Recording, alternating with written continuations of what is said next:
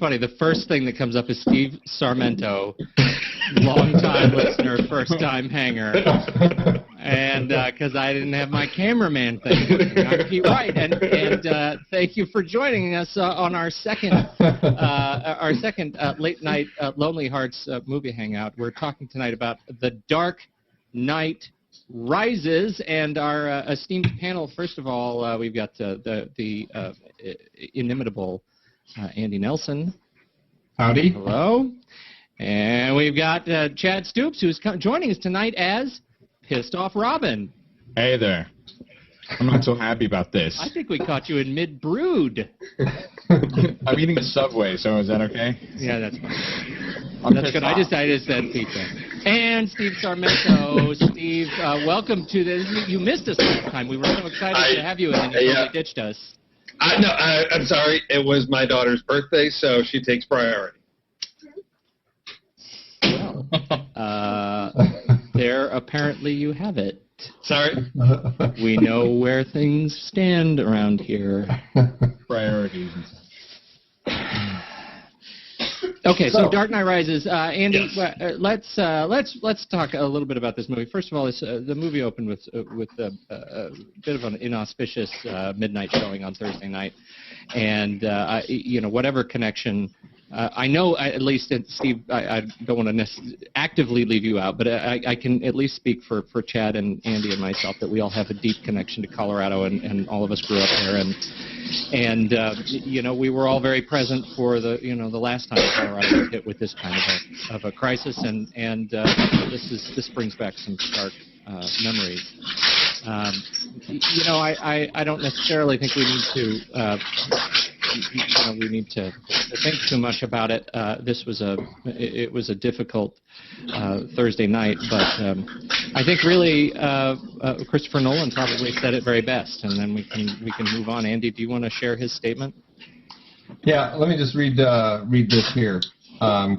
From Christopher Nolan, he said, "Speaking on behalf of the cast and crew of The Dark Knight Rises, I would like to express our profound sorrow at the senseless tragedy." Yes? It is profound when Andy pauses like that. The entire. Am I freezing again? Yeah, you did again. Start over, because that was good. That was a nice dramatic pause. Yeah. I liked it. Speaking on behalf of the cast and crew of The Dark Knight Rises, I would like to express our profound sorrow at the senseless tragedy that has befallen the entire Aurora community. I would not presume to know anything about the victims of the shooting, but that they were there last night to watch a movie. I believe movies are one of the great American art forms, and the shared experience of watching a story unfold on screen is an important and joyful pastime. The movie theater is my home, and the idea that someone would violate that innocent and hopeful place in such an unbearably savage way is devastating to me. Nothing any of us can say could ever adequately express our feelings for the innocent victims of this appalling crime, but our thoughts are with them and their families. And there you have it. It was a horrible thing, and we really our hearts go out to those who were affected and to those who lost family here in this tragedy.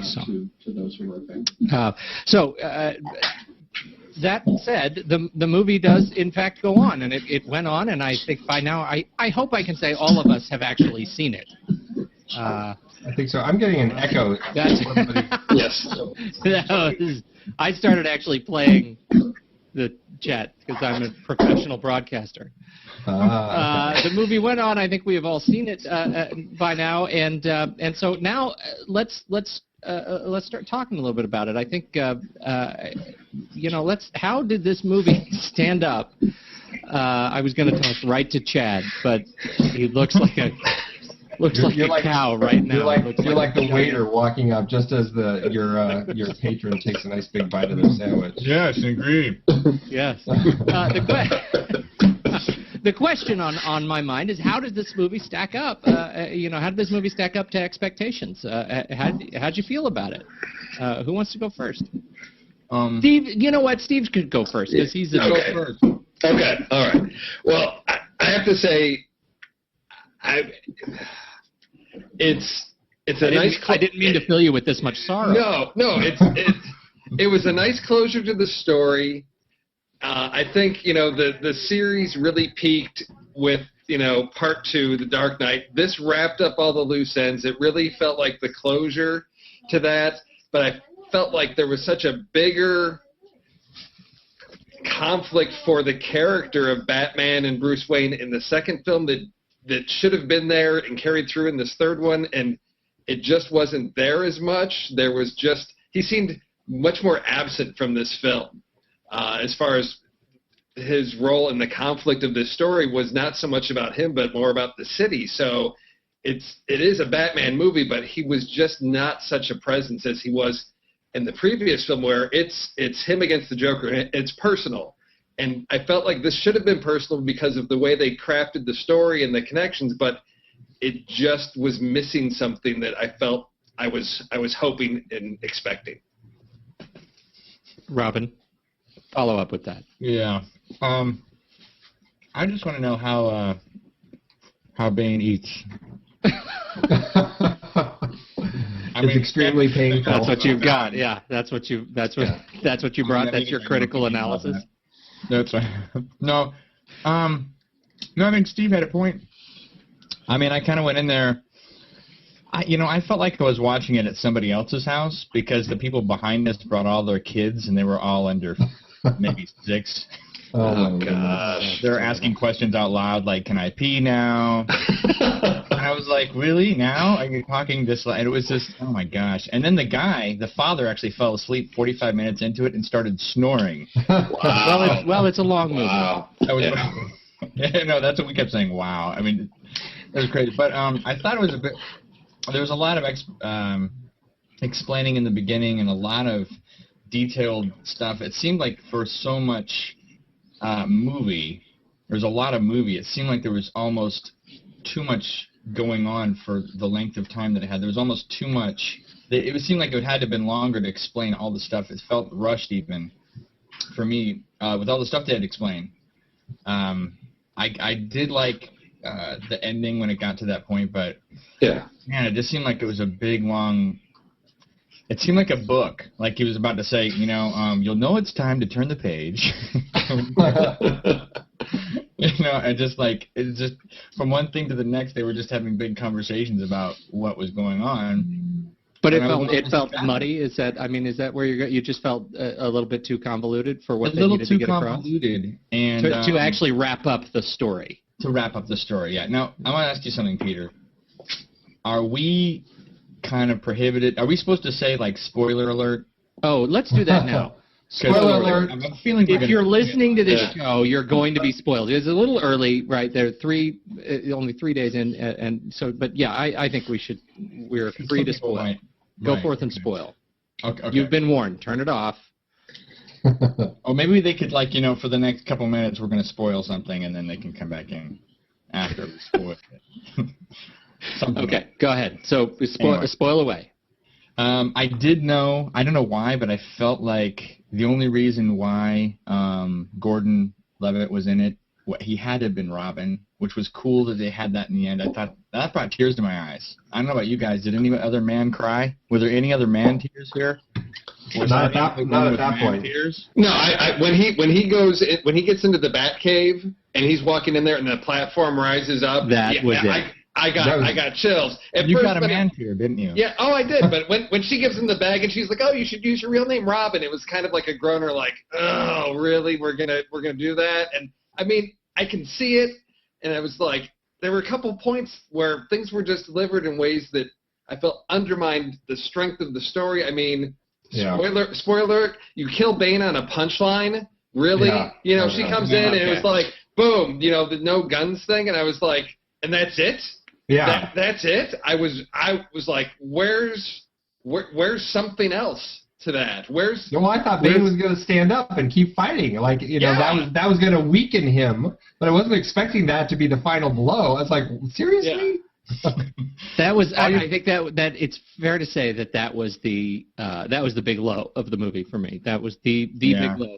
And I haven't. I mean, Andy, we have not talked about this yet. I'm curious what your impression was. I can't believe we were able to hold off so long. I know. I really liked it, but I agree with what they're saying. And unlike Chad, though, I didn't feel it like it was there was too much story. I felt like at times they were really stretching it out and making me feel like, I mean, it did feel like a novel at times. Like it felt like, and then the winter came, and and then 5 months later we're watching as Gotham's been ruled by these people all of this time, and it felt kind of very slow paced after a while, and then all of a sudden it was about the point when the food delivery truck came into Gotham, and the secret SWAT guys were on it. From that point through almost up until like the big fight at the end, it felt very plotty. Like all of the stuff felt like they have to squeeze this in to get this exposition out, and then they have to, like the whole bit. And the SWAT guys only seemed to be there just to get the exposition out about how all of those guys were in hiding all this time and building this this rebel force to fight the Empire. Sorry, wrong movie there. But wrong guy in the mask. Why not? Let's talk about Star Wars now. And then it built, and then there was the moment with Bane, and then there was the moment with and I kind of saw the moment coming with I don't even remember her name, but the what's her name, the French girl. Ra's al Ghul. Talia al Ghul. I mean, I didn't see it coming that she was Ra's al Ghul's, child, but it was pretty obvious that she was, on the side of Bane by that point. And so, I saw that coming, and then, then it just kind of kept. How was it obvious to you? That was not obvious to me. When she okay, spoiler, she totally stabs Batman in the kidney. Yeah, I did not see that coming. That was a total surprise to me. I saw that coming from about. You all saw it coming? I didn't. Oh, good. Okay, I would have been just as surprised if Batman's child would have stabbed him, and we all go, "Oh, he has a child too." It made no sense that his girlfriend stabbed him. That made no sense to me. Well, it didn't make any sense, but the way they were setting it up, she felt very.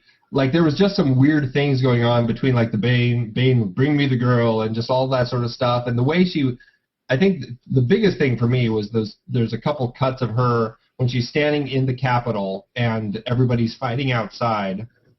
It just, I don't know, those shots just to me struck me as odd, especially when Bane and Batman finally burst through the doors in there. There's only like one guy standing there, and it doesn't look like he's really, he's got his gun to her head or anything like that. I'm like, well, of course, because she's the bad guy and she's the trigger man.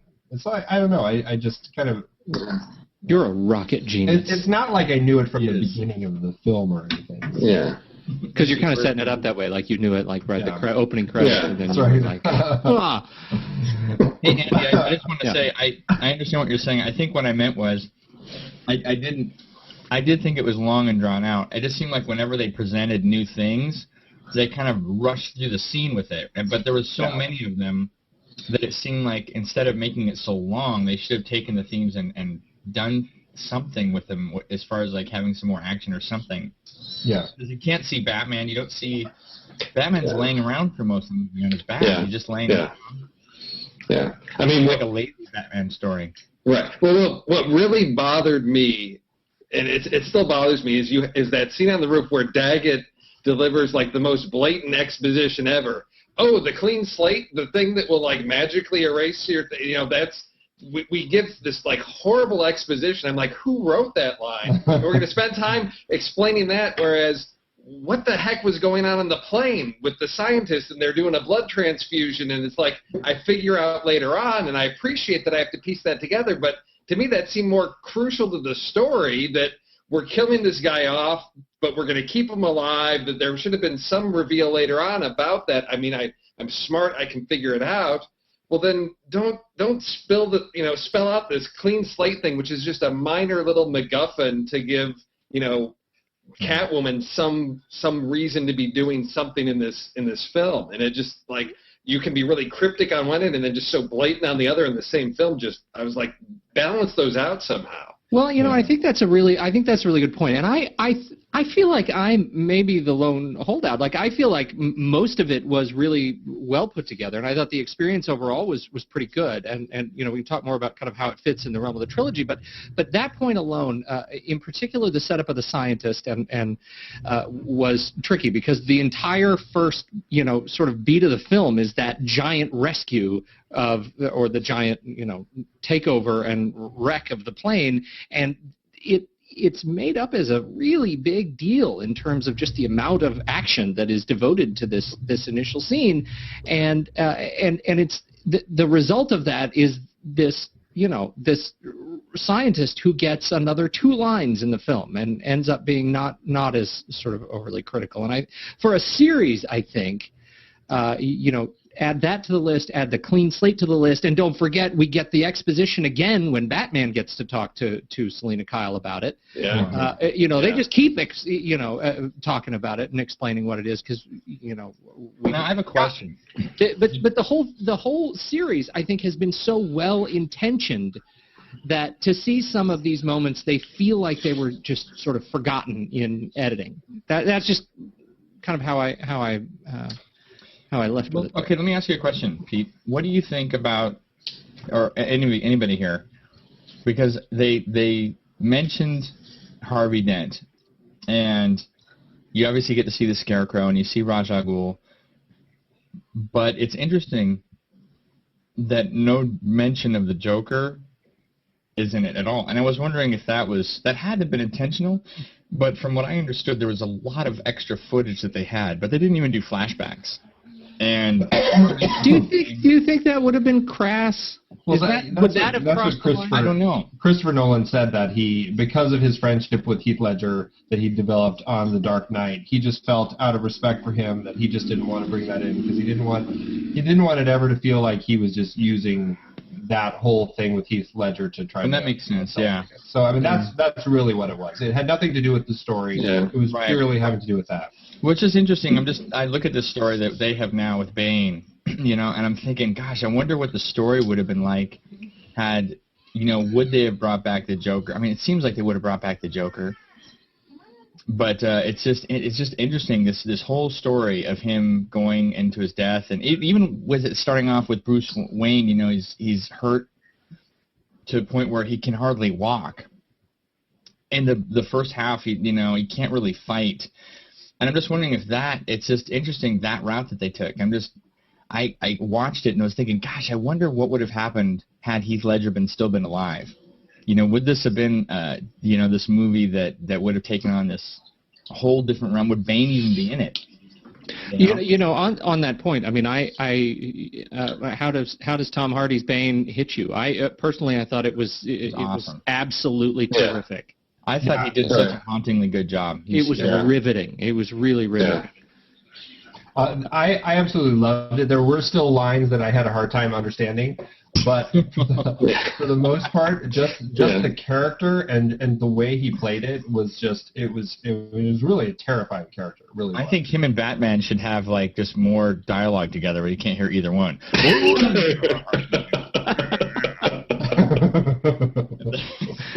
What are they talking about? He was, it's an interesting character. How are you guys with the comic lore? Are you the Batman readers? I know we have the Spider-Man crowd, but I've never read one. I kind of know the story a bit, and actually read the comics, and what it was. Although the original story that I had read was that all of the criminals had been released from prison, so like the Joker and Scarecrow and Penguin and Riddler, all of them, and so Batman had to get them back into prison, and then after doing this for weeks, he got them all back, and he was exhausted, and coming back, Bane had broken into his place and then beat him up and broke his back. Yeah, that was the Nightfall series. Yeah, broke his back, and so then he pretty much, and Robin took over as Batman for a little while, I think, and kind of roamed the city. I think roamed the cities as Batman, or maybe as Robin. I think it was a different name, but took over the mantle. Right. And so then Batman then comes back after recovering and then beats Bane. But And I thought it was interesting and totally appropriate, really, given Bane's backstory, that they didn't do what they did in what was it, 87? The last time we saw Bane in a Batman movie. Give me who actually played him, that really horrible Batman and Robin. That was really bad. With Poison Ivy and Bane, where he had the thing and he actually got bigger. Yeah. Well, that's originally how it was. He was pumped with steroids. Yeah, it wasn't Doctor Strange, but it was or Hugo Strange. It was somebody else, but had been doing testing of this treatment called Venom, and he had to have it injected straight into his brain, but he kicked the habit. But continued to wear the stuff. So they changed that. Now they've changed the origin story for Bane, and I thought it actually worked really well. But the origin story for Talia al Ghul, the Talia al Ghul that in the comic is not this one. She was actually quite a. I think she was Batman's girlfriend for a while. In the comic, it was, but a much longer kind of relationship, and I don't think she was ever a terrorist with Bane. That was a different relationship.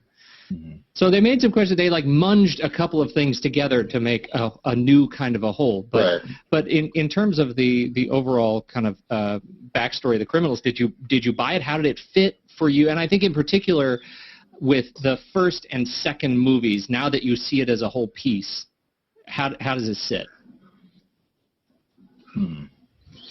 Well, I think it was a nice capstone to everything. I mean, you go back to the beginning. You have the League of Shadows, that whole sort of plot that is thwarted in the first film, coming to play in this final film, and Bruce Wayne having to deal with sort of the ghost of Ra's al Ghul and this defending the city, which I liked. It was a nice closure because it goes back to where he started, how he was created, and moving past that by the end of the film, that he has now been able to put the League of Shadows behind him, that Gotham is safe. He's entrusted it back to the people, possibly. But it was a nice closure, and I do have to say that I liked Catwoman a lot more than I thought I was going to in this film. I thought there were a lot of new characters that got thrown at us. Her scenes she had a very interesting dynamic to her that I thought that kept the momentum going, when it's like Bane's given another speech and we've got another trial, and there was a nice dynamic with her. She had some interesting depth and motivation to her that kept it going, and that dovetailed nicely into the end of the film. So, I mean, yeah, I can nitpick all these pieces, but if I sit back and look at this whole piece as the journey of Bruce Wayne, this was a very satisfying way to end it. Yeah.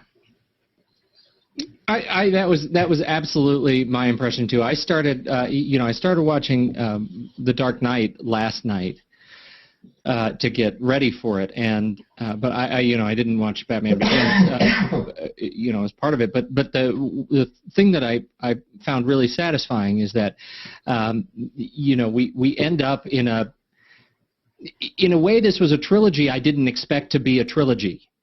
Because the first two movies didn't really stand together to me. And now, all of a sudden, the second movie makes sense. We had the journey of Batman in Batman Begins, right? The journey of Bruce Wayne becoming this character. And in many respects, we had to have the origin story of Gotham's 1% crime family. We had to see that in the second movie. And that was, if you consider crime its own character, that's what we got in The Dark Knight. And now, in The Dark Knight Rises, we see the confrontation, that has kind of come to light from that. And for me, that was a very satisfying resolution. Okay. Whatever, Pete. Keep going. I'm sorry. That sounded really, really rude. No, I mean, let me ask you this though, because that's interesting. You said that the second one didn't seem to make sense. I felt like the second one made sense. I just felt like Well, let me clarify while you're thinking real hard. This one does seem. I like it, but it's so strange how I like it. I like it in blocks.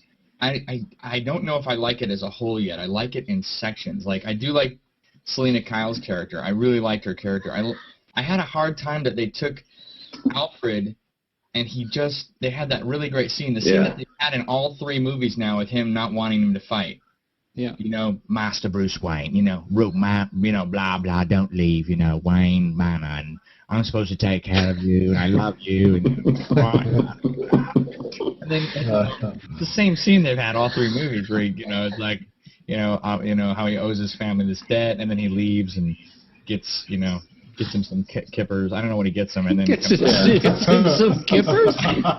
Does he really get kippers? Maybe. I mean, he's rich, right? Doesn't make any sense. Anyway, but then he left for good this time. He just left, but I felt like I don't know. I didn't like that he left and didn't leave something. He didn't come back, and he just came back to cry again. This wasn't just a cry. This was a full-on Michael Caine snivel. This was full-on blubbering Michael Caine. You can't. This is the thing. You can't look at that. If you have ever seen Michael Caine's video How to Act course, have you seen his How to Act course where he does these things where he says like, if you're acting, you've got when you really want to have a relationship with the camera, your accent's much better. You've got to look at, if you're looking here, then you've got to meet the camera with your other eye has to be crossing over to look at the camera. And that's how you're acting. Oh my God. And that's what you see at work is cross-eyed Michael Caine, sniveling Michael Caine at a funeral scene. That's what you get in this movie. That's exactly. Yeah. But I didn't like that I just didn't like that Michael Caine left.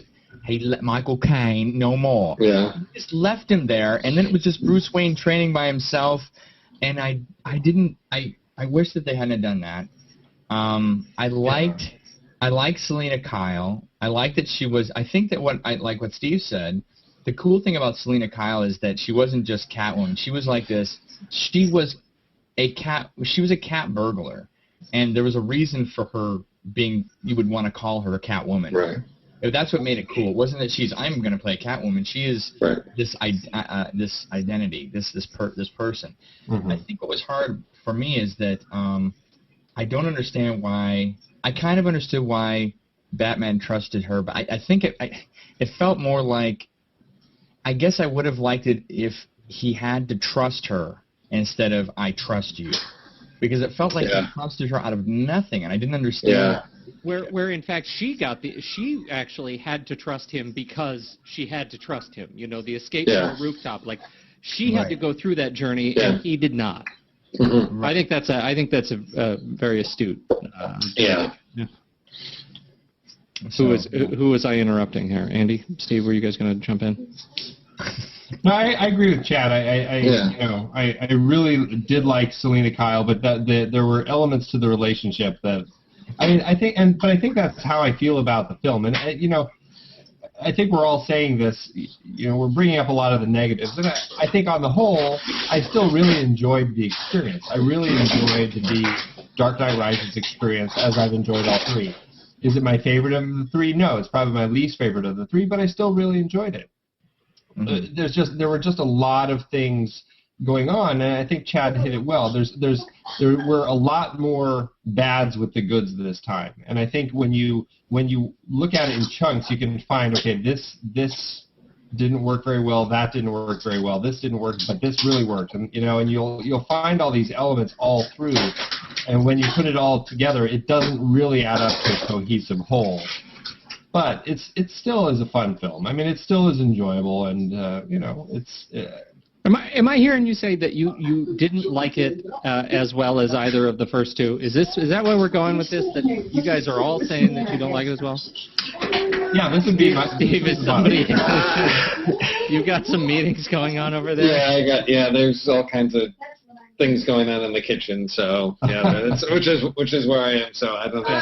People, small children arguing about something. I don't know. So, but I sort of put this one, in between Batman Begins and The Dark Knight, because the Batman Begins is an origin story, and I think this one's connections back to that, it harkens back and ties into both films, sort of puts it in between. I mean, I think there's the first one, it's an origin story, and yeah, you've got some things, but I think what gives that movie a lot more resonance for me now is some things that they brought through in this film. I mean, things that caught me off guard that I thought, you know, why didn't I catch that? When he's in the bottom of that hell pit or whatever we're going to call it, and he's looking up and he's got that flashback to his father coming down, and I thought, okay, it's that they get back up.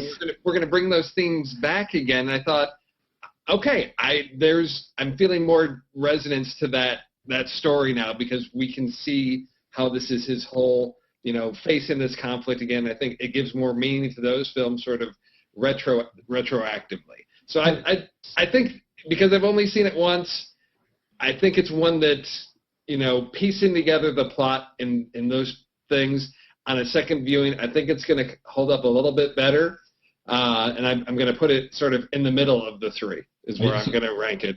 So are you putting The Dark Knight at the bottom and Batman Begins at the top? Is that your ranking? No. It would be Dark Knight. Okay. Dark Knight Rises, Batman Begins. Because like I said, you know, when I walked out of this, I felt like, to make it a probably poor analogy, but Dark Knight is like Star Wars. It's this personal conflict with the good and evil. Yeah. Dark Knight Rises is sort of like Star Trek, where there's a lot of politics in a much larger world, and they're both great franchises, but one is a much more smaller personal, you know, conflict. I mean, it's the Joker challenging him on, this is what you believe, and I'm going to push you so far to see if you stand by your guns, whereas Bane is, I'm going to just destroy everything you care about, which isn't as personal, I think. It's not an attack on his morals. It's like, I'm just going to take away everything from you and see, you know, and see what happens.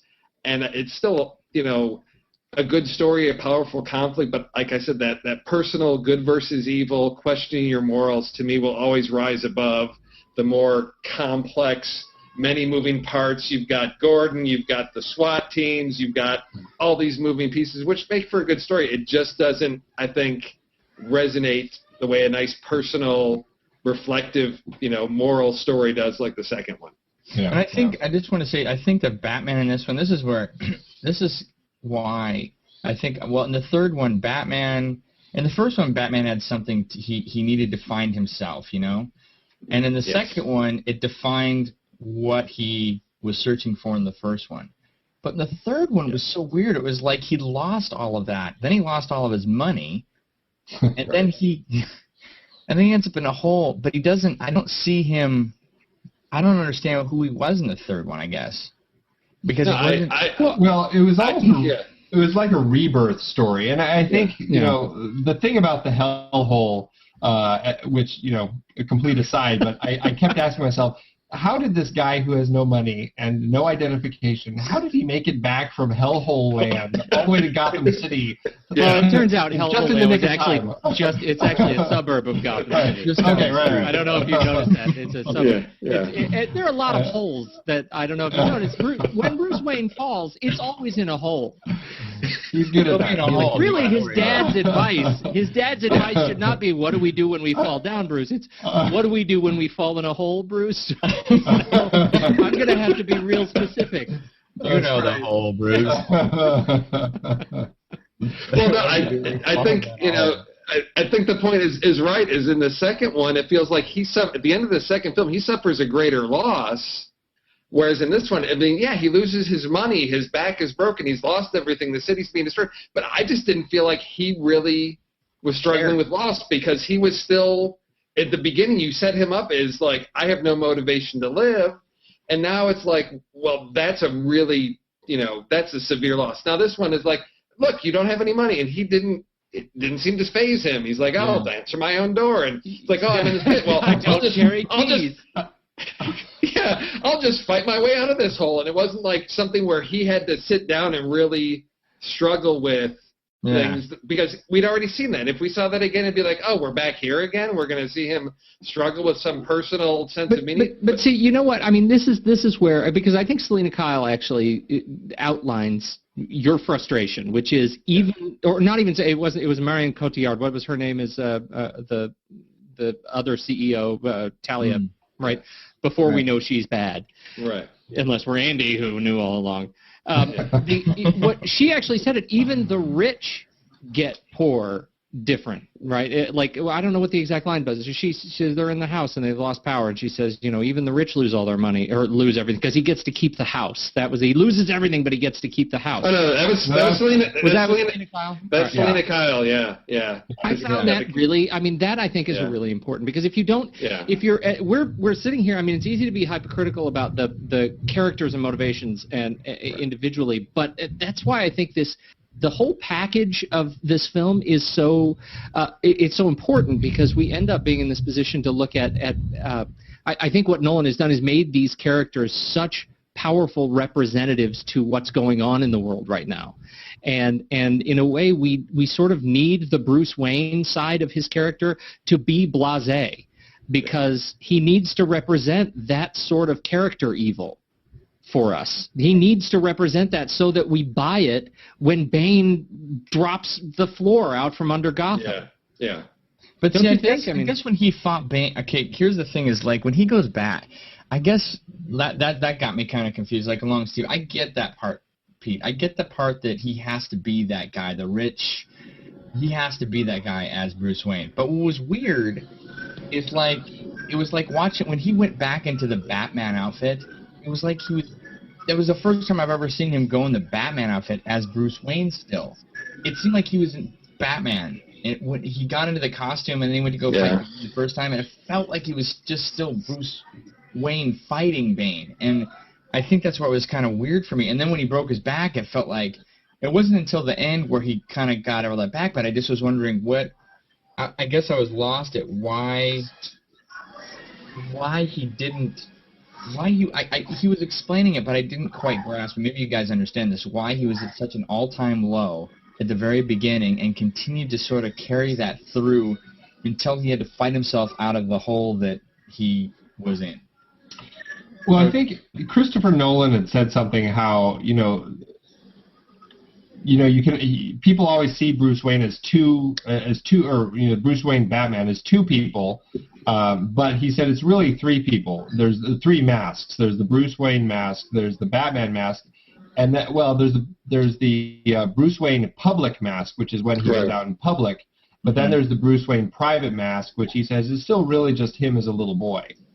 Right. And my impression of what he was trying to do with the story, I don't think it ended up working as successfully as he did, but I think it tied in nicely with that hell pit, where Bruce essentially had to go back to himself as a child almost, to when he lost his parents.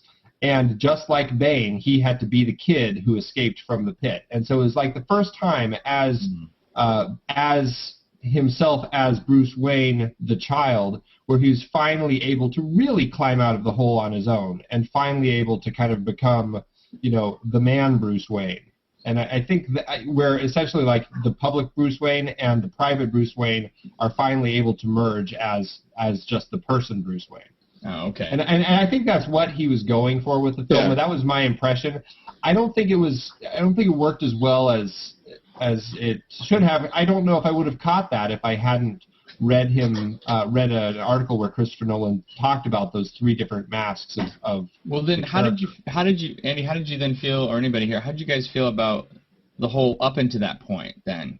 What was he then? Because it seemed like it didn't seem like he was even really Bruce Wayne. You know what I mean? It seemed like he was just a really bad Bruce Wayne. You mean at the beginning, the whole beginning of the film? When he's losing, when he's in the process of losing the company. Yeah, we lost the company. It's kind of like it was the same in all three movies, where he's like the real kid who has all this stuff that, he really doesn't belong there in a suit. I mean, he's just there because he owns it, but then he never takes control of it anyway. But that didn't change. But I mean, I think that people kind of walk over him almost, because he really doesn't take control of that. But what I'm saying is, in the beginning of this one, he is down and out. He's doesn't want to go do anything. He's sulky, and then sounds like you don't really like sad people. Are you a sadist? What did you guys think of that? No, Chad, I agree with you, because there's that scene where he like walks out of the boardroom, and I'm expecting like it seems like they've plotted something. He's going to turn over the company, and it's like why is he here? He's like, fine, I resign. And he walks out, and he's like, oh, I don't even have a car. And I was like, where's the payoff? Where's Bruce Wayne's supposed to be like this intelligent guy. He's got a plan. Things work out. I was like, okay, he's thought things through. He's got a backup plan. He's got something. He's always got something to pull out to say, okay, now I'm covered. And he didn't. But it was like I kept expecting something because it didn't seem to bother him. Like, I just gave up the company. I don't have a car. And okay. And I'm like, okay, he's got something. There's going to be some reveal. Alfred's going to come out, and they're going to have like the other Batcave from the second movie that's out in the city, or they're just going to have something. And he didn't. He just like mopes around to Selena Kyle's apartment and the other totally sleeping on her floor. Yeah. What happens when we take away Batman's Prozac? That's what it was. But I go back to my point. I think we needed to see him. I think we needed to hate him a little bit. I think we needed to resent that part of Bruce Wayne. I think that's what, to Andy's point, I think that's that is the side of Bruce Wayne that we needed to see fall as well. So he's dropped into I've been watching Buffy, so I'm going to call it the Hellmouth. We took him to the Hellmouth, and so there he is. And lest we note, the Hellmouth didn't actually seem all that scary. Like, he had a doctor and a dude to throw his thing back in, and he had his his Persian advice nurse in the other cell, and the guy who was always holding the rope, his belay rope for him. Like, how scary is that? But we needed that. We needed the business side of Bruce Wayne to fall to represent the fall of the collapse of the business civilization. That is part of sort of the cultural depravity that I think Nolan wanted us to see very clearly. And then we also needed to see Batman fall, and he ended up in the Hellmouth. And that's what, to Andy's point, those two pieces needed to come back together. And I think they did very well. But to Andy's point, I'm not sure that I would have gotten it without having read as much. Here's my question. Okay, going off of what you just said, we had to see him fall, I agree, but he as a man seemed fallen when the movie started. Like, we didn't see him fall, and that's what I meant by that, I guess. Is that... I mean, I guess we saw him rebound and then fall really hard. Really hard again, yeah. It's like, but that's where it was kind of, I guess I was thrown, but I get what you're saying, where he had to go as low as he could go. But I guess that it seemed like he was already really low when it started. He wasn't like, it just seemed, he seemed broken already. He didn't seem complete. He seemed,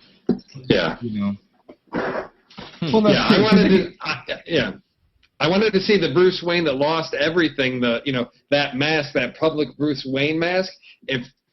How does that make him vulnerable? How does that put him in an uncomfortable situation? How does that make him really face the child Bruce Wayne, to realize I've got to come to terms with who I really am, because this mask I don't have anymore, and that didn't happen. Like I said, shrug it off, no big deal. There was no inner conflict with him of like, now what do I do, because I don't have this public persona to distract from this or to cover for that. It was just he could slough it off, and it was no big deal. And I think Chad, you're right. He the bigger fall, and I think that was at the beginning when he lost the people that he loved, and maybe that's what the departure of Alfred was also supposed to play into, but it just didn't come in there. I mean, we're supposed to see. Hello. And there we go. You froze up there, Steve. Hello, Steve? And he had a good point. The departure of Alfred. What we were supposed to see was that kind of the. Oh, now he's back. No, you're back. Yeah. I'm back. We lost you there. Oh, okay. All right. But yeah, I just wanted to see if we're going to take everything away from him, Alfred and that whole public Bruce Wayne persona, then see him deal with that. He never dealt with it. It sounds like you're saying we didn't see him quite hurt enough. Yeah, I think so. Right. I mean, he had to.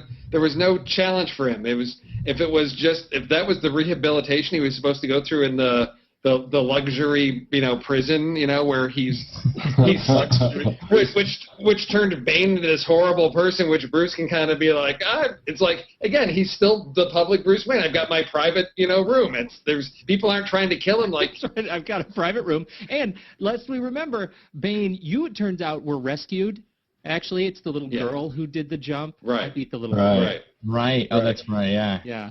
But I mean, you look how brutal it was when the little Talia, escapes. The mob swarms Bane, beats the crap out of him. Bruce, they're just like cheering him on, like go, and then he escapes. Well, and what? They are. He throws the rope down to them, and they all get out. I guess it was the Tour de France. I mean, people were standing on the sideline yelling, and all those guys language. chant really well. They chant. They have their chant down. I can imagine, waking up in the middle of the night to everyone chanting, "Oh God, can people just stop trying to escape? For Pete's sake, I'm trying to sleep here." Not once did Bane have any sort of look of realization of saying, God, why did I send him there?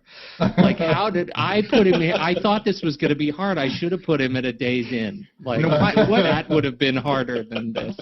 Did I miss this? But why did he end up with a mouthpiece microphone? What happened? How did he get that? You did miss that because they beat his face so bad when the little girl escaped. Yeah. So he found a really good mic and speakers somehow. When you're going to put the mask on, it has to be amplified so you can hear it. Yeah. So you can hear it. I mean, they couldn't find something a little more attractive. Now, to that point, this whole series, part of it, I think when I hear Steve talking about his list of hates, to me, a lot of that is a lot of that the reward that I get from these characters in particular historically comes when in the form of a more comic book toned film, a more comic book styled film.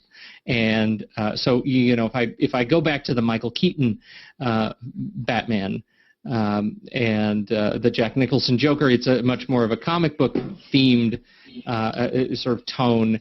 This is, we're very much into, these action heroes for a new generation. How do you feel like they hold up, stylistically in Nolan's vision? Because, you look at Bane, there is a function for that mask. Like, there's a reason he's wearing that mask. It's a utility to him. He can't survive without it.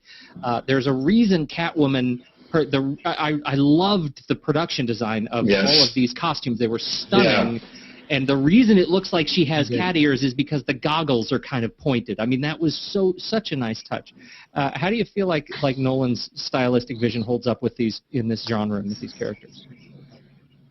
I think it's great. I think they he's always found a very kind of down to earth, gritty realism style of how he's created these characters where they could almost exist in a real world. None of them seem beyond the realm of what a regular human would be capable of. They all do things that just like regular people do, despite the weird breathing apparatus and things like that. But I really enjoyed how he's done all of them. Scarecrow, Ra's al Ghul, all of them. I think they're very unique. So very down to earth. Well, except for this one. I mean, at this point in this film, when he's got the This was an important point. This one. I know. This is the one that's going to hit. This is going to hang his reputation on this next point. Oh, seriously. So wait for it. It's a Siskel Ebert moment. Wait for it. Who can afford it? Bruce Wayne is the only person I can think of that can afford some really cool helicopter thing. So clearly, Bruce Wayne must be Batman, because who else in this city can afford this? Really advanced flying crap. The Batmobile, the Bat Pod, which I loved to see the return of the Bat Pod in this film, especially Selena Kyle cruising around on that thing. That was awesome. It's got this hovercraft airplane thing. How come all those cops aren't going, holy crap, it must be Bruce Wayne, because nobody else could afford something like that. And we are still driving Crown Victorias. Yes. There is no reason. There's no justice. The old cop cars with the, back in the This guy 20s. is flying up the sides of buildings. Yes. How did he get that? Well, part of that, I really, there was some of that we are, I think, to take a bit on faith. And I think he's asking, and Nolan is asking us to take on faith in terms of character development of these particular characters. I mean, Bane historically, I think, when Bane was first written, he's written as a brilliant tactician, right? He was experimented upon, but he was a horrifyingly smart character. And since since then, he's kind of been made goofy in sort of the mass media, and so I think he went back and said, we're going to assume that Bane has figured out a lot of things about Bruce Wayne and Batman, and puts a lot of pieces together. And I liked that. I liked that approach. So, no, I love that scene with Daggett where Daggett says, hey, I paid you all this money, and he's like, and why do you think that gives you power over me? Yeah. I mean, that was just this. I mean, that was. But he says, "I'm in charge." I'm in charge. Exactly. I love that. Got chills because it's just like, this money doesn't buy you everything. We're going to take all that away from you. It was that was the aspect of Bane that really. I mean, it made him a good foe for Batman because he's an intelligent man. He plots things out. He's always a couple steps ahead. When they drop the ceiling down and they're underneath the armory, it was like they've just taken everything. I mean, Batman. He's lost everything at that point. I honestly didn't see that one coming. It caught me off guard. I was like, whoa, they're screwed. They are so screwed because. Fox has brought everything into that room. That was what they were hoping to keep secure from Daggett, and now Bane's got it, and they're going to just run rampant over the city. It was, despite all these other pieces, Bane, that characterization of Bane, it stuck with, true to the grittiness of the story. I remember when Batman Begins came out, my brother saw it, and I said, how is this reboot? And he said, do you remember when, the Michael Keaton Batman came out, how it made, Adam West seem so campy? He said, this Batman makes Michael Keaton seem as campy as we thought Adam West was. And that's, I think, just held true through all three of them. It just makes those 80s, late 80s, 90s versions just look so cheesy because this is just so gritty, so real, and still grounded in reality and plausible. Yeah. Yet the bad guys still put the nuclear device in one of 3 trucks that they just drive in the same circle over and over for 5 months straight. Yes. It's not this one. It must be the one over there. Let's drive and then for 5 months to catch this one, but the other one we're just going to jog. Can I ask a question? Because maybe I was a little confused. My understanding was that this nuclear device was going to blow up eventually anyway because of the decay rate within it, which, as I recall them saying when they first, they made it become a nuclear device, they said this will probably blow up in about 5 months or so. 6 months. 5 or 6 months. But then by the time 5 or 6 months roll around, all of a sudden it's got a timer on, so they know exactly when that decay rate is going to end. And that was we only have 12 hours left. It's like I thought it was like this somewhere around. Yeah, we have about 12 hours left until we have 11 minutes and 30 seconds.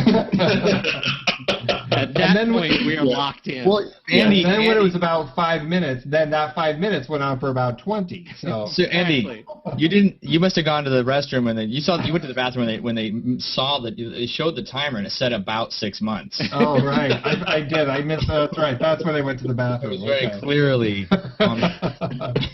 about 5 months, about 4 weeks. And then I was like, okay, but this was designed as a fusion device to create free energy. Why would they put a timer on the off chance someone does decide to make it into a nuclear bomb? Let's put a timer on it. That's how you make it into a nuclear bomb. You just take the thing off, and then the Russian puts a timer on it and shoves it back in, and now it's a bomb. That's all it takes. Originally, it was a clock, and they just took the clock off, turned it over, and now it's a bomb. That's right. No, if it was used for good, it would have been about 6 months, and then we would have had free energy. That's right. Right. And pansies. Yes. I want the free energy now. All right. Let's do. I want to do a quick change. So let's do. I know Steve has already said that he's put this. This is going to be his What'd you call it? Was it your Empire or your Star Wars? Or your Jedi? What? What? There's no Ewoks in this thing. What do you? Well, I guess the orphans are, but the orphans are the Ewoks. The Ewoks. No, so it's They yeah. did have a little Yub Nub song at the end. Didn't they? Oh gosh. Yeah. No, it's yeah. I rank this one in the middle. Middle of the batch. All right, Chad. We have to rank. You weren't prepared for that? I know. I'm sorry. I think it's Batman Begins. No, I think it's The Dark Knight, Batman Begins, Mary Poppins, and then this one? Oh.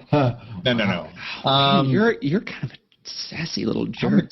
Sassy, aren't I? He's pissed off Robin. Too. You are pissed off, Robin. Oh, we have to talk about. Okay, finish your ranking. Do this. Pissed off Robin. Finish. No. Okay. I think I would rank it like this. I think it was The Dark Knight. The pieces of this movie are the second one. Batman Begins, and then the rest of this movie that I don't like very much is at the end. So Chad listed the Dark Knight, scene 14B, scene 27. I'll send you. There's going to be like an ode to Back to the Future style re-edit of this movie. Right. It's the Chad re-edit. Andy, where do you fall on this one? This would be the third one down. It would be under Dark Knight would be on top, and then Batman Begins, and then this. But again, not to say that I don't like it. I mean, I really like the film. I just think that the other two are more solid for me. This one is the one that it has so many great elements, but it also had a lot of the weakest elements. The plottiness of once we got toward the third act, everything was just like, oh god, that just felt like a whole scene of exposition. Mm-hmm. And what just happened? That would be it for me. What do you think, Pete? Well, I need to see it again. I'm having a hard time sort of now that you guys, mostly Steve, has made me nearly hate this movie. But Steve. I thought I was liking it a lot until I talked to you guys. But generally I walked out this morning being really genuinely affected, not just by the character story, but I felt like the sort of political story and the emotional story I thought was very, very strong, except Michael Caine. And so I feel like as a result of that, this one's kind of right at the top. But I have a hard time separating my love for The Dark Knight and for Heath Ledger's performance from the deep sadness that I have that Heath Ledger is not here anymore, to share his performances. Yeah. And so, I feel like that gets maybe a little bit of an inflation in my love for The Dark Knight. I very much see the second two movies as a single piece.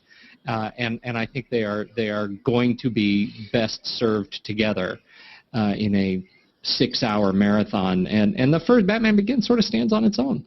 I think you have to put Batman Begins. I think it has to tie in. I mean, I actually really like.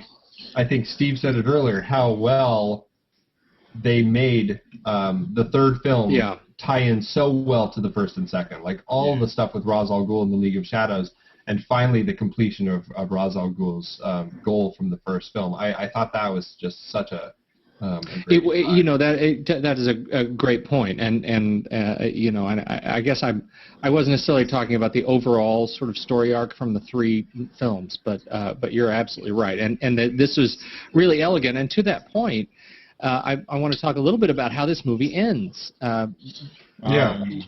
What comes next? Because my interpretation of Nolan's words all along, where I'm going to do a trilogy that is a Batman trilogy, and I'm going to invest my time, and when I'm done, it's done.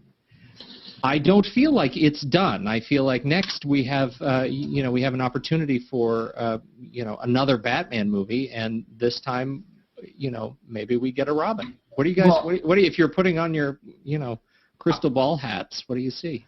I think that he's done making them. I think what he was doing was setting it up, saying there can be more Batman movies out there. There can be more Batman. It's a story. It's a story that'll never end. And whether whatever it may get a reboot in about 3 years. Yeah, and I hope we get another origin story because man, I just love these origin stories. I love origin stories. Another one.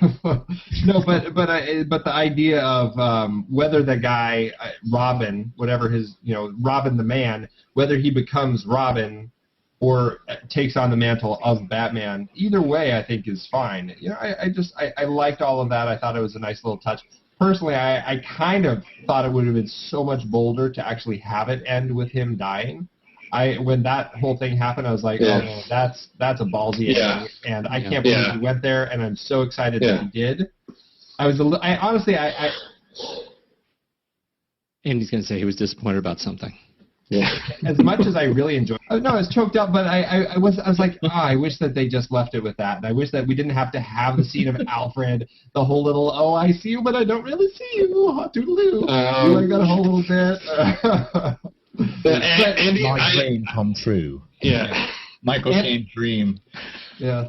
Andy, I agree with you 100% on that. I thought for sure Nolan took that step and offed Bruce Wayne at the end, but after, sitting with this, I saw it this morning, that scene, and as you said about the three masks, Bruce Wayne has shed those two other masks. Yeah. He no longer needs Batman. He no longer needs the public Bruce Wayne. Right. He can be, he's found himself, and he's found that happiness that Alfred always wanted, and I'm content with that, and I think I don't want to see any more films. I like Robin has taken on this mantle possibly, and I think what we've seen through these stories is that there's this symbiotic relationship between Gotham City and this protector figure as Batman, because Batman Begins, we've got all this corruption going on. We get these 8 years of peace, and then it starts up again. We've got the wealthy up here again. Instead of it being the mob necessarily that's corrupt, we've just got the really wealthy that have trotting the poor, and so we've got this discrepancy, and there's some need for smoothing that out. And I think it's Nolan saying we will always need these type of people. There's this need in society to balance it out. We don't need more stories. That's what keeps things moving forward. And I'm just happy to let it end, and no more need for this universe. Look forward to a reboot of different incarnations, but I think this capped it off nicely, and I don't need to go back to this world again. Yeah, I think I'm with you on that. As much as I would love to see, Gordon Levitt. Yeah, I like him, and I like watching him on screen, and I'm interested to see how he would take on a character like that. But this one really is packaged so nicely. Yes, it is. So let's just this is an obscenely long conversation. We are now way over our time, but I do, since I have the board together, I'm very interested in hearing brief comments. You're not going anywhere, Chad. Don't even. I want to show everybody something real quick. All right. I've been wearing it. Well, he rose too. Right? The Dark Knight rose. Yeah. The Dark Knight rose on your chest. Yeah, there we go. Yep, there he is. And it's unfortunate that you'd be doing that, because I'm about to change the conversation to Spider-Man. Awesome. I'll get another shirt on. Hold on. I just want to hear just briefly your thoughts on the Amazing Spider-Man in our new universe. Chad is dying. Look at him. He's eating. You haven't seen it, Steve? Have not seen it. I have mixed feelings, because it's one of those why, and I don't know. It just seems like too soon.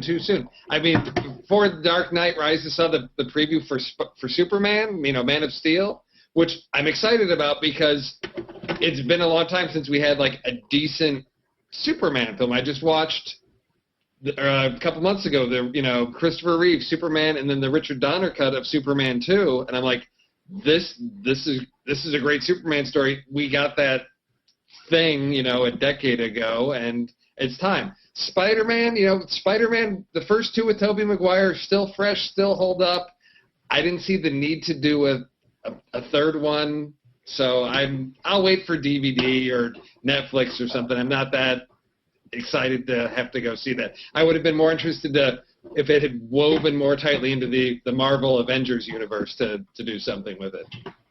I wasn't excited either, but it may be my favorite of all the Spider-Man movies. And the first and the second one I love to pieces, but I was Not looking forward to it, but I think they did everything right. So I would see it in the theater if you get a chance. Okay. I would agree with that. List.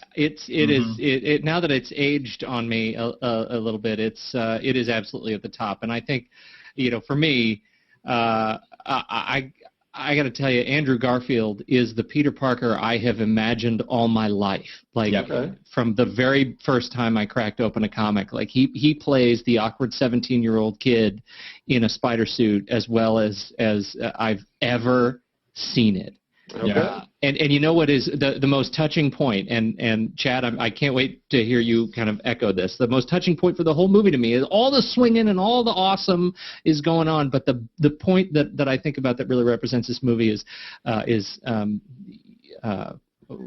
Gwen Stacy and him in the hallway of their high school trying to ask each other out on a date. Oh yeah. That is the absolute character highlight of this movie, and it's one that it's just gets you every time. It's terrific. He was and I think that's why. Just Steve, if you see this movie, you get to see it. The first two movies, granted, they were great movies, and even Dr. Octopus was great. But I always felt in watching those movies of Tobey Maguire that he was just a cute kid, and he wasn't. He was a guy, but he didn't understand that the person that Peter Parker is this guy that he is awkwardly. He does not like how awkward he is. He wants so much to have a regular life, and he's incredibly intelligent, but he doesn't have what he feels like he needs. And there's a sense of he sort of grows into what we know as Spider-Man through all the mistakes he makes that are mistakes that come from a man wanting to belong, and through that he makes horrible mistakes in the beginning with his uncle and these things, and we feel for him because it wasn't intended to hurt anyone. It was just out of this frustration of who this awkward kid was trying to, evolve into, and that's what allows him to be Spider-Man and what allows him to face his regrets later on. It builds, and that's why we love the stories, because everybody has that, and that's why I think Andrew Garfield did such a good job, because that's the guy that I loved when I was growing up, and when I saw Tobey Maguire do it, the first thing I felt was he didn't get that. I don't care for Peter Parker like that. I don't care for him. Yeah. And so when you see this, you'll see that. And Peter was dead on right. It's he's the guy that you've always wanted to see play. And yeah, if you get a chance to watch it, look I'll put it on my must-see list then. These are glowing recommendations. That's there's not a lot else out there that's coming out that I'm must see in the theater, so that's I'll definitely make time for this one. The real trick about this one, I think, for me, just to wrap at least my point, I didn't realize I wasn't able to put sort of a finger on what I didn't like about Tobey Maguire's sort of portrayal of that character. Not what I didn't like about it, but what I didn't connect with. Because I think he did a great job, and those movies are terrific, and I really do like them. But when I saw The Amazing Spider-Man, I got it. Everything locked into me for me. Yeah. It was it made sense. This is first and foremost, because the swinging around is swinging around, and there's some really great swinging around stuff. But he really, you can tell, deeply cares about this character. And I don't mean to put down Tobey Maguire. I mean, I think he did it. He knew how, but he was interviewed. He's a nice guy. He's here right now. Yes. Tim was how do you feel about me again? No. But he had never read the comics growing up. He even said it, and so he wasn't personally connected. Andrew Garfield, kind of like me, grew up wanting, feeling so intertwined with this guy, kind of like Peter was saying, that you know him, you feel him, and when you read the comics, you relate so closely to him that when you see the movie, that's all you're hoping for, is to see this guy go through that. That's all you want to see, because all the rest is just fluff, But that's what makes him better a lot than some of these other characters that are rich or that have already their powers or whatever. Yeah. He's sort of unique in that way. Right. And to that point, I think Chad's point makes me think of something more specifically. I think in that light, we needed this origin story again. That's it. Yeah. Okay. We needed to see Andrew Garfield's Peter Parker go through this again. I think that's important. Okay. And hopefully will be important in the next few movies. Yeah. All right. Gentlemen, do we have any closing words? Well, I just want to say that the one thing about Spider-Man, the last thing I want to say is that Andy and I got to be kind of in that Spider-Man movie, sort of. We were there for those, and probably the best. Because one of you had some shoes in the movie, right? And one of you got exploded. Something like that. You can kind of not see us. But you know who we are. You can really not see us. But yeah, really. But before that movie came out, I followed for years, and Andy and I had followed for 10 years before that, actually. And I actually sent an audition tape to the casting directors for that film, and they saw that and everything, and it's a great tape, so full of juicy stuff. But it is kind of a neat. On that note, I think for us, Steve, when we're talking about, there's so much other emotion coming from us. Sure. When you see it, that's what you're feeling, probably. At least from my end. But yeah, I would see it just on the idea to see the character, I guess. But yeah. And the web shooters are actually pretty cool. Yeah, the web shooters. They're back. They were cool. Yeah, they were cool. All right. Anyway, all right, everybody. Steve Sarmento, thank you so much for joining us. Thank you, Steve. Thanks for joining us. We really appreciate it. It was a pleasure, and look forward to the next one. Excellent. And Chad Stoops, as always, actor, comedian. I think I just made you a girl. That's right. I'm sorry about that. Actor, comedian, media. Yeah, it does. It does sound like a female version of it. It's great to see you. It looks like you've gotten a haircut. I should have made a comment that earlier. It looks like you got a haircut and went to bed immediately. And then just didn't comment, right. I still don't comb my hair before these, and I'm sorry. That's right. It's character. And Andy Nelson. Andy Nelson, good to see you again. Feel like we just talked. We're in the middle of our Bourne trilogy. We are gearing up for the Bourne Legacy, which is coming out in a couple of weeks. And so you can catch the podcast. You can listen to the Bourne, listen to us. It's drawn on about the Bourne movies. They're fantastic. And so we'll be gearing up. I think we'll probably do another one of these, right? For Legacy, Andy? That's what I was hoping. Yeah, I think so. Yeah. All right, so we'll get the board together again for Bourne Legacy in a few weeks, so be on the lookout. And make sure to like us up on Facebook at facebook.com/movieswelike, the brand new fancy Facebook page that we put up. You can always catch all the old shows at rashpixel.tv/MWL. Awesome. Thanks so much, everybody, for joining us. I'm going to end the broadcast. Have a good night. Good night, everyone. Good night.